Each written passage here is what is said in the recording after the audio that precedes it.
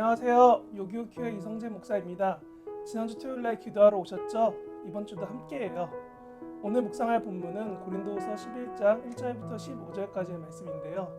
제가 10절부터 11절까지 봉독하고 함께 묵상하도록 하겠습니다. 고린도후서 11장 10절에서 11절입니다. 그리스도의 진리가 내게 속해 있으니 아가야 지방에서 나의 이 자랑이 막히지 아니하리라. 어떠한 까닭이냐? 내가 너희를 사랑하지 아니함이냐? 하나님이 아시느니라. 아멘. 오늘 본문은 바울이 자신이 아닌 다른 복음을 말하는 사람들을 대립하던 그 사람들을 인정해준 고린도 교회에 대해서 아쉬운 마음을 말하는 본문입니다. 여러분은 언제 마음이 아쉽고 억울하십니까? 내가 싫어하는 행동이나 말을 내가 정말 소중히 여기던 사람이 한다면 아쉽지 않을까요? 내가 소중한 친구가 나랑 막 싸우던 그 사람이랑 같이 지내고 있으면 이젠 나와 어울리지 않는다고까지 말한다면 여러분 마음은 어떠하신가요?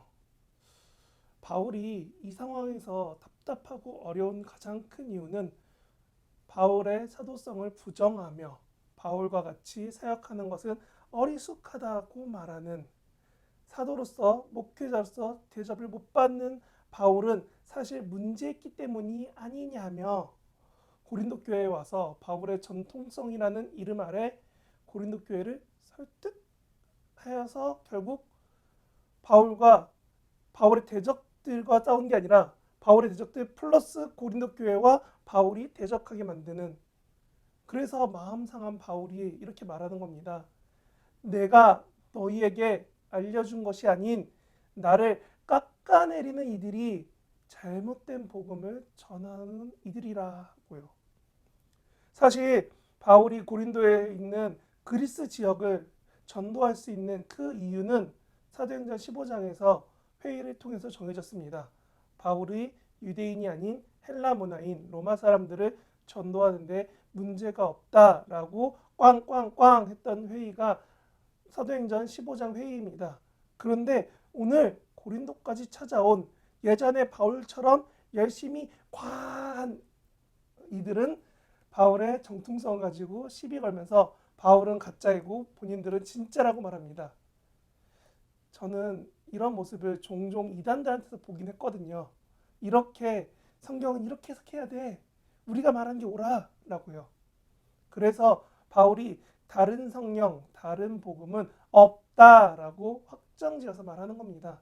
그리고 자신은 자비량으로 섬기며 복음을 편하게 듣도록 전한 이 바울의 마음은 사실 어떻게든 유대인이 아닌 이들에게 복음이 들려지게 하는 그 목적이 있었습니다. 그래서 바울은 돈을 받고 무언가를 행하는 판매적인 이런 교환적인 모습이 아니라 자신도 용서함을 값없이 받았고 하나님이 예수님을 통해 거저 주신 그 사랑을 그대로 나눠주려고 노력합니다. 그래서 바울의 대단한 점은 교회의 후원으로 할 수 있는 사역을 자신은 텐트를 만들어 가면서 전하고 있었다는 겁니다. 그래서 자비량 사역을 하고 혼자 살고 검소하게 살다 보니 큰 돈 없이도 자기의 텐트를 만드는 작업장에서 자신은 바느질을 하며 옆에 사람 앉혀놓고 복음을 전하는 겁니다. 그런데 이 모습이 다른 이스라엘 유대인 출신의 전체도 아니고 몇몇 종교인들에게는 사실 너무 부담되는 겁니다. 그들은 바울과 같은 자비량 사역을 할 조건이 되지 않았기 때문입니다. 그런데 그걸 인정하면 되는데 거기에서 이들이 살아남으려고 바울을 깎아내립니다. 그들이 말하기에 자신과 같이 귀한 복음이 아니라 감히 전할 수 없는 싼 복음이기 때문에 이렇게 돈을 안 받는 거고 그래서 이렇게 급이 낮은 복음이다 라고 바울을 깎아내리는 거죠. 고린도 교회는 그리고 그 얘기를 결국 곧대로 들어버립니다. 그래서 바울은 고린도 교회의 이런 반응에 실망해서 그들에게 다시금 말하는 겁니다.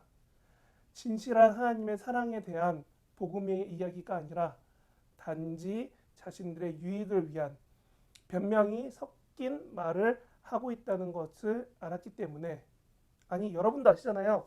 사실 100% 거짓이 아닌 약간의 거짓이 섞인 진실 앞에선 누구도 쉽게 속아 넘어가지 분별하기 쉽지 않습니다.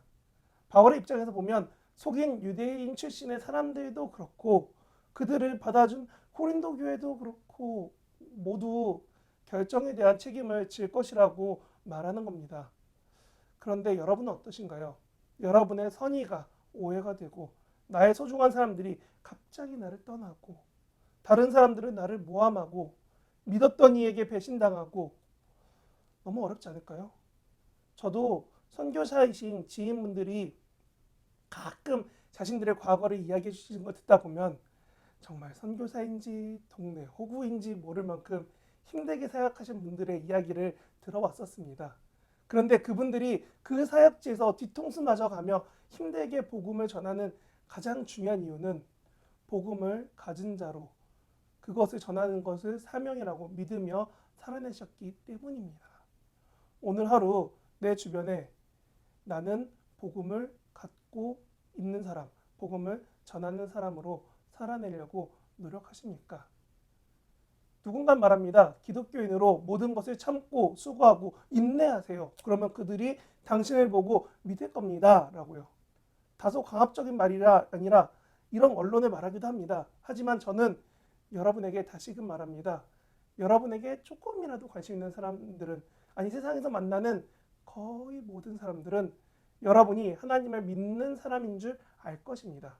그리고 더 중요한 것은 성령님의 동행하심으로 우리의 마음과 생각을 아시는 하나님이 우리의 마음과 생각을 감히 판단하신다면 나의 생각과 행동은 바울을 떠난 고린도 교회인가요? 아니면 바울 곁에 돌아온 고린도 교회인가요? 우리 삶을 돌아보는 오늘 하루 되시길 진심으로 바랍니다.